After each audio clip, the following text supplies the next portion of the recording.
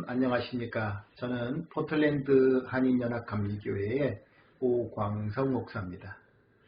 오늘은 누가복음 14장 말씀을 함께 상고하겠습니다. 14장은 다음과 같이 구성이 되어 있는데요. 먼저 1절부터 6절까지는 예수님이 안식일을 어떤 마음으로 이해하시는가 하는 것입니다. 그 다음 7절부터 11절은 자신을 낮추는 자의 유익함에 대해서 말씀하셨고, 12절에서 14절까지는 잔치를 베푸는 사람의 마음 자세에 대해서 교훈하셨습니다. 15절부터 24절까지는 천국잔치에 참여하는 자가 먼저 믿는 사람이 아닐 수도 있음을 알려주셨고, 25절에서 33절까지는 예수님의 제자가 될 수 있는 핵심이 무엇인지를 말씀하셨습니다. 마지막으로 34절에서 35절까지는 소금의 비유로 우리의 존재 가치를 상실하지 말고 살기를 당부하시는 내용으로 구성되어 있습니다. 여러분들은 하나님을 어떤 분이라고 생각하십니까?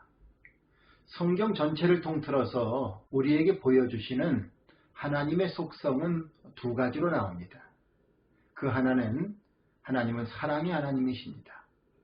또 하나는 하나님은 정의의 하나님이십니다.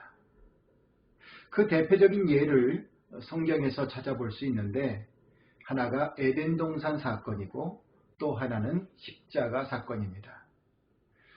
하나님은 하나님의 계명을 어긴 아담과 하와를 에덴 동산에서 내어보내십니다.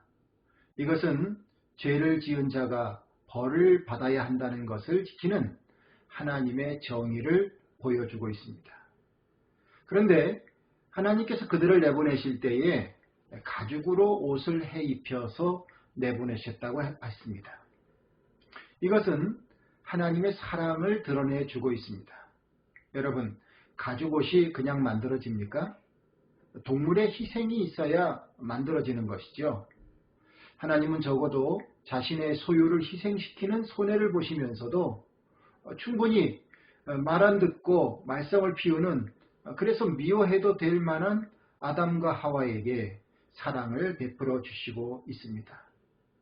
다음, 예수님의 십자가 사건에서 하나님은 우리 인류의 씻을 수 없는 죄를 해결하시기 위해서 묘안을 내시는 것을 봅니다.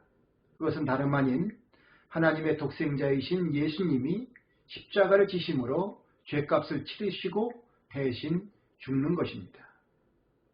하나님은 능력의 하나님이십니다. 그렇다면 그냥 모든 사람의 죄를 죄가 없다 이렇게 씻어주시면 될 것을 하나님께서 괜한 일을 하는 것은 아니겠습니까?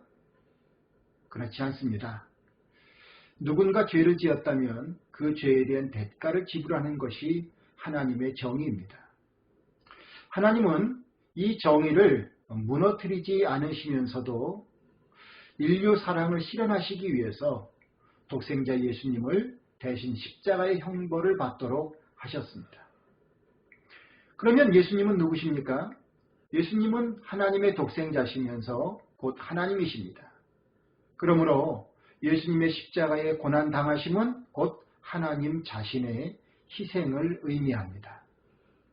하나님은 우리를 살리시는 대가로 친히 고통을 당하신 것입니다. 여러분, 참 애석하게도 세상은 하나님의 이 마음을 모릅니다.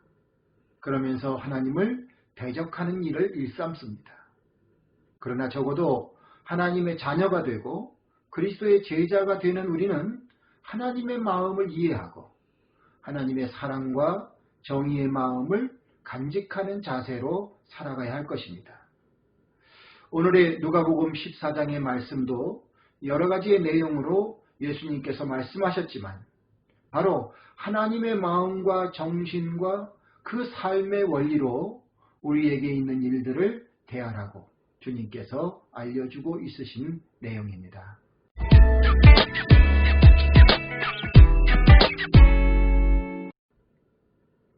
그러면 14장에 있는 말씀 가운데 크게 세 가지만 내용을 한번 나누어 보겠습니다.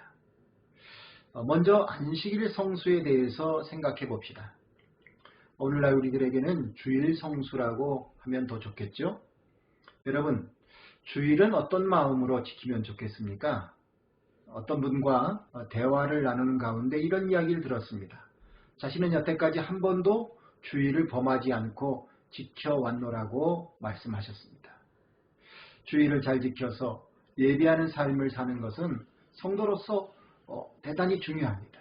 하나님을 예배하고 또 쉼을 얻고 또 서로의 생명을 보존할 수 있는 그런 휴식을 찾을 수 있다면 주일은 참 의미가 있습니다.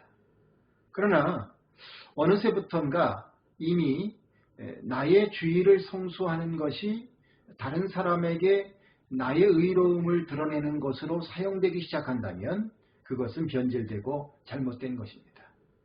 여러분들 혹시라도 주변에 주님을 모르는 사람이 있거나 또한 그리스도인이 되었는데 주일을 잘 지키지 못하는 분들이 계시면 그분들을 비난하는 마음을 갖지 마시고 안타까운 마음으로 바라다 보십시오. 그분들을 위해서 정성껏 기도하시고 그리고 어떻게 하면 그분들이 여러분과 함께 예배도 드리고 쉼도 얻게 될 수 있을지 하나님께 도울 방법을 찾도록 지혜를 달라고 간구하시길 바랍니다. 그런 마음으로 주일을 바라다 보는 것이 곧 하나님의 마음일 것입니다. 예수님이 말씀하시는 자기를 낮추는 문제에서도 마찬가지입니다. 여러분, 우리가 나만 생각하고 살면 내 자신을 낮추는 일이 쉽지 않습니다. 경사가 있는 곳이든지 또 슬픔이 있는 곳이든지 모든 곳에 가서 자기를 중시하다 보면 문제가 생겨집니다. 많은 무리수가 두어지고 불협화음이 생기는 것이죠. 우리가 내 자신을 낮출 수만 있다면 결국 주님께서 말씀해 주신 대로 모든 것이 유익하게 됩니다. 그런데 이것이 그렇게 쉽게 내 자신을 낮출 수 있습니까? 그것이 되지 않죠. 우리 자신을 낮추려면 우리에게는 온유함이 있어야 합니다. 어떻게 하면 온유의 마음이 생길 수 있을까요? 온유함은 곧 예수님의 마음입니다. 그렇기 때문에 예수님이신 성령님이 우리 안에 충만해질 때 이것이 가능해질 것입니다. 특별히 세상이 나를 알아주지 않는다고 하더라도 우리 주님께서 나를 인정하신다는 그런 믿음이 우리들에게 있게 된다면 굳이 내가 높은 자리에 앉으려고 하지 않고 또 사람들의 칭찬과 대접을 받으려고 애쓰지 않아도 우리는 온유한 마음을 가질 수 있을 것입니다.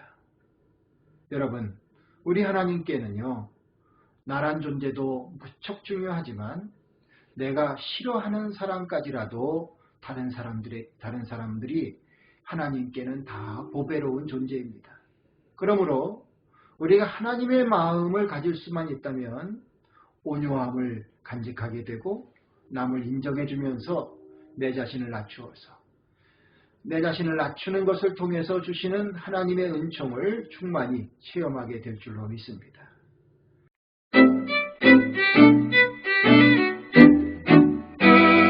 한 가지 더 말씀드릴 것은 예수님께서 잔치를 베푸는 사람의 마음에 대해서 말씀하셨습니다. 대부분의 잔치는 축하를 받으려는 마음에서 비롯됩니다. 그렇지만 주님께서 언급하시는 잔치는 다른 사람을 위한 잔치가 되어야 한다고 말씀해 주시는 것입니다. 그것이 곧 하나님께 상급을 얻을 만한 잔치라는 것입니다.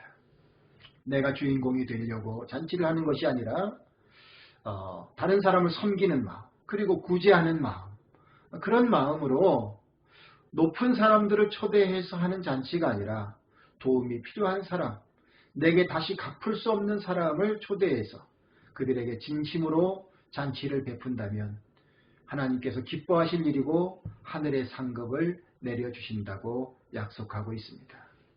자, 이런 삶을 사는 것이 쉬울까요? 생각보다 쉽지 않을 것입니다.